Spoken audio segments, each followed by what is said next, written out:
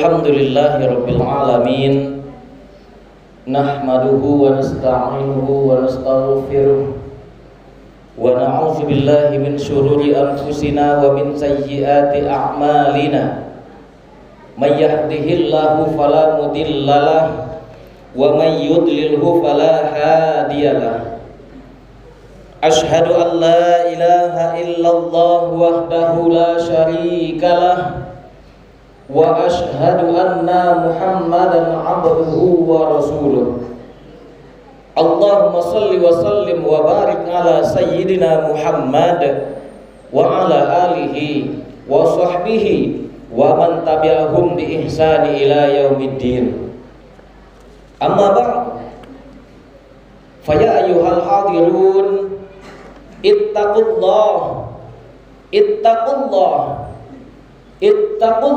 haqqa tuqatih wa la tamutunna illa wa antum muslimun. Faqala Allah Ta'ala fi kitabihil karim, a'udzu billahi minasy syaithanir rajim. Bismillahirrahmanirrahim. Wabtaghi fima ataqallahu ad-daral akhirah wa la tansa nasibaka minad dunya wa ahsin kama ahsanallahu ilaik wa la tabghil fasada fil ard innallaha la yuhibbul mufsidin. Shadaqallahul azim. Kaum muslimin sidang jamaah Jumat rahimakumullah, puji syukur kehadirat Allah Subhanahu wa taala, alhamdulillah. Selanjutnya salawat kepada baginda Rasul sallallahu alaihi wasallam. Allahumma shalli ala sayyidina Muhammad wa ala alihi sayyidina Muhammad. Kaum muslimin sidang jamaah Jumat rahimakumullah, judul yang akan kita bahas pada siang hari yang berbahagia ini adalah etos kerja seorang mukmin. Sebelum kita jauh lagi melangkah atas judul ini, khotib ingin menyampaikan wasiat takwa buat kita bersama. Mari sama-sama kita tingkatkan ketakwaan dan keimanan kita kepada Allah Subhanahu wa taala. Takwa dalam artian memperbesar rasa takut di hati kita, yaitu takut mengerjakan apa yang telah dilarang oleh Allah, serta takut meninggalkan apa yang telah diperintahkan oleh Allah kepada kita untuk kita kerjakan. Mudah-mudahan kita semua yang hadir di sini menjadi hamba yang bertakwa. Amin ya rabbal alamin. Kaum muslimin sidang jemaah Jumat rahimakumullah, kalau kita berangkat dari judul yang telah ditetapkan oleh MDI Kota Pekanbaru pada siang hari yang berbahagia ini, yaitu etos kerja. Kalau kita lihat di sini, apa yang disebut dengan etos kerja? Yang dimaksudkan di sini adalah etos kerja adalah semangat kerja yang menjadi ciri khas dan keyakinan seseorang. Artinya, ketika kita menjalani sesuatu, mengerjakan sesuatu, ada tujuan tersendiri atas apa yang kita laksanakan itu. Kaum muslimin yang dirahmati Allah Subhanahu wa taala, dalam etos kerja ini, kalau seandainya kita teliti secara seksama, akan mengajar kita bagaimana caranya kita berhasil di dunia dan akhirat. Di dalam surat yang telah khatib bacakan di awal khutbah tadi, yaitu terdapat di dalam surat Al-Qasas, yaitu surat ke-8 ayat ke-77. Kalau kita teliti secara seksama dari ayat ini, ada 4 ciri-ciri, 4 hal yang ketika kita laksanakan kita akan berhasil. Dan yang disampaikan oleh Allah Subhanahu wa taala di dalam surat ini bukan hanya berhasil di dunia, namun yang akan berhasil tentunya sampai kepada akhirat. Bagaimana kita meraih keberhasilan tersebut? Apakah kita hanya ingin berhasil di dunia saja, atau kita ingin berhasil dunia dan akhirat? Kita sendiri yang menentukan. Coba kita lihat Kita kaji di dalam surat Al-Qasas ayat 77 ini. Apa yang telah disampaikan? Yang pertama, kalau seandainya ingin bahagia, ingin sukses hidup di dunia, kata Allah, lihatlah yang pertama. Apa yang pertama? Yaitu wabtaghi fima atakallahu darul akhirah. Kata Allah, apa kata Allah? Dan carilah oleh kalian semua kebahagiaan di kampung akhirat. Lihat, Allah tidak mendahulukan dunia, namun Allah mendahulukan akhirat. Artinya apa? Ketika akhirat kita kejar, ketika akhirat bersusah payah kita mendapatkannya untuk berbahagia kita di akhirat, insya Allah dunia juga akan kita dapatkan. Lihat cara Allah mengajarkan kita untuk hidup sukses di dunia, bahagia di dunia dan bahagia di akhirat. Yang pertama, kejar kebahagiaan akhiratmu, kejar kebahagiaan kampung akhiratmu yang merupakan kampung yang abadi yang akan kau lewatin, kata Allah. Bagaimana caranya supaya kita bisa bahagia di dunia, supaya kita bisa sukses di akhirat? Tentunya banyak hal yang bisa kita kerjakan. Lihat syariat Allah, lihat perintah Rasulullah. Kalau seandainya ini kita berada di rel yang benar, insya Allah kita akan mendapat bahagian yang terbaik di akhirat kelak. Gampang sekali kata Allah Subhanahu wa taala, aqimis shalah, dirikan salat kata Allah, wa atuz zakah, keluarkan zakatmu, warka'u ma'ar raki'in kata Allah. Insya Allah ini kita kerjakan, kita sudah berada di rel yang terbaik, kita sudah berada di rel yang lurus. Bahkan kata Allah Subhanahu wa taala, ketika kita pelihara sholat kita akan dapatkan akhirat.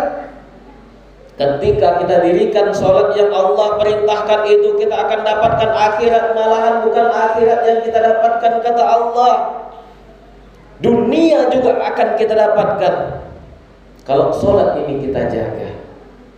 Namun kita lihat, aqimis sholah kata Allah. Lihat bahasanya Allah, aqimis sholah, dirikan sholat kata Allah. Allah tidak perintahkan kerjakan sholat, tidak.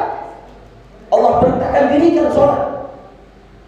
Berbeda sekali makna mendirikan sholat dan mengerjakan sholat. Kalau mengerjakan sholat, sampai waktu sholatnya muazzin mengumandangkan azan, kita sholat, selesai sholat sudah habis, ini mengerjakan sholat. Namun bagaimana caranya mendirikan sholat? Kata Allah Subhanahu wa ta'ala, orang yang mendirikan sholat itu akan berbekas di dalam dirinya.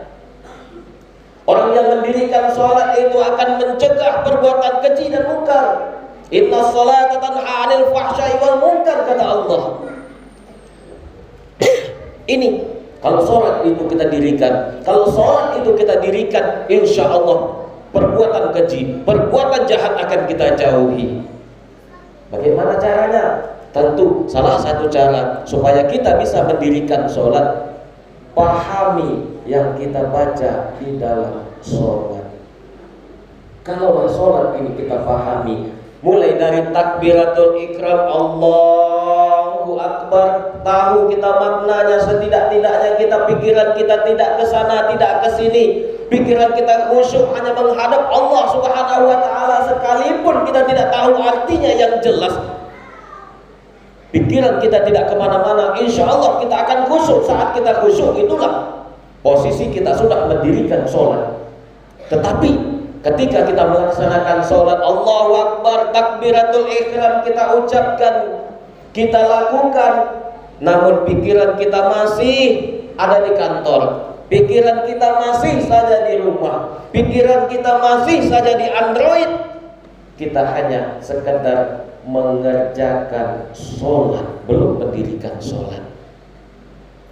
Ini yang pertama untuk mendapatkan kebahagiaan kata Allah Subhanahu wa ta'ala. Bagaimana caranya? Yaitu kejar kampung akhiratmu. Yang pertama. Yang kedua, apa kata Allah? Wala tansa nasibaka minad dunya. Lihat bahasanya Allah. Pertama, untuk mendapatkan keberhasilan, untuk mendapatkan kebahagiaan, pertama kejar akhirat dahulu. Yang kedua, jangan pernah kau lupakan kata Allah nasibmu di dunia. Artinya apa? Allah perintahkan kita untuk bekerja. Allah sangat-sangat tidak menyukai orang-orang yang berpangku tangan, orang-orang yang malas-malasan, hanya meminta-minta, hanya mengharap belas kasihan orang lain. Itu sangat-sangat dibenci oleh Allah Subhanahu wa ta'ala. Allah perintahkan kita kerja, kata Allah. Cari rahmatku di dunia ini, kata Allah. Lihat ayat Allah yang berikutnya lagi. Apa kata Allah? Fa iza qudiyatis sholatu fantasiru fil ardh. Apabila engkau telah melaksanakan sholat, kata Allah, nah kembali lagi sholat. Setelah engkau melaksanakan sholat, kata Allah, bertebaran kalian di muka bumi.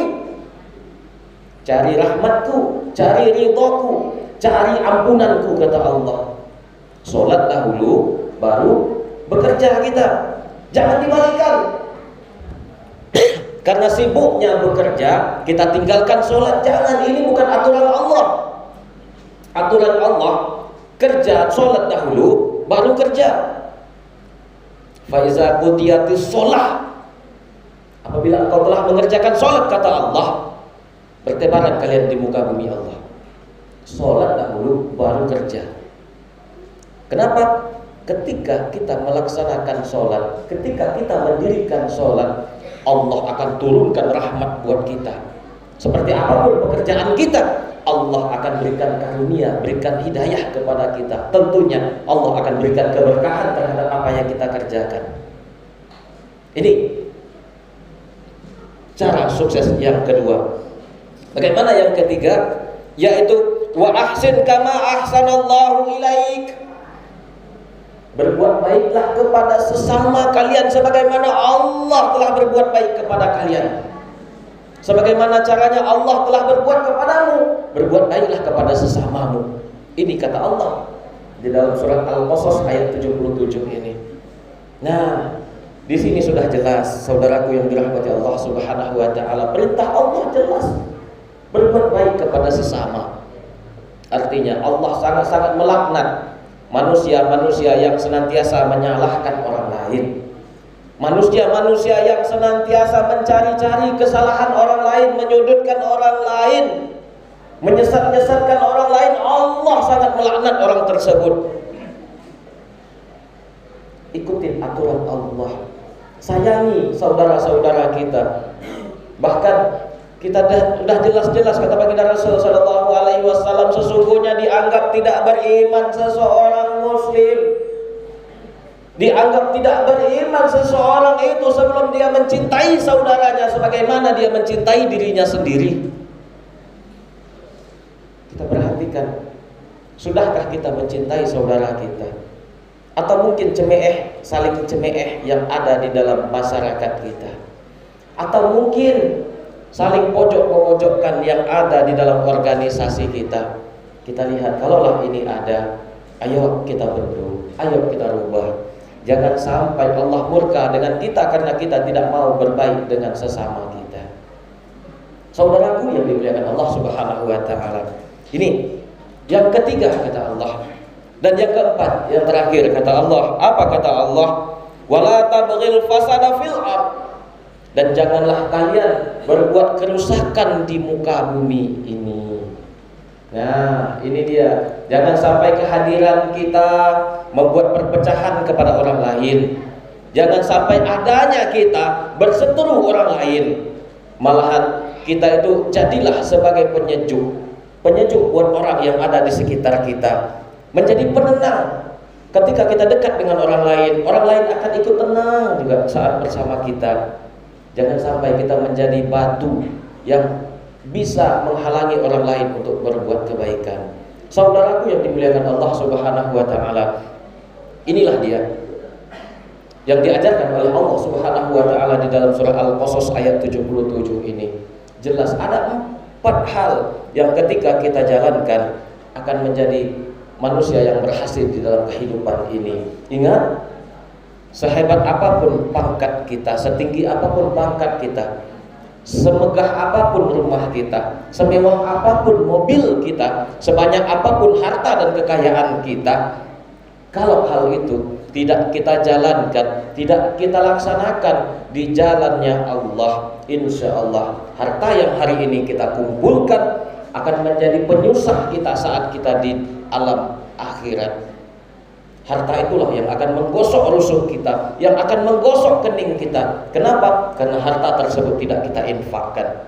Maka untuk itu, ayo berinfaklah kita di jalan Allah Subhanahu wa taala. Sesungguhnya harta yang kita keluarkan di jalan Allah itulah yang akan menjadi penolong buat kita. Sementara harta yang hari ini kita pakai akan laku.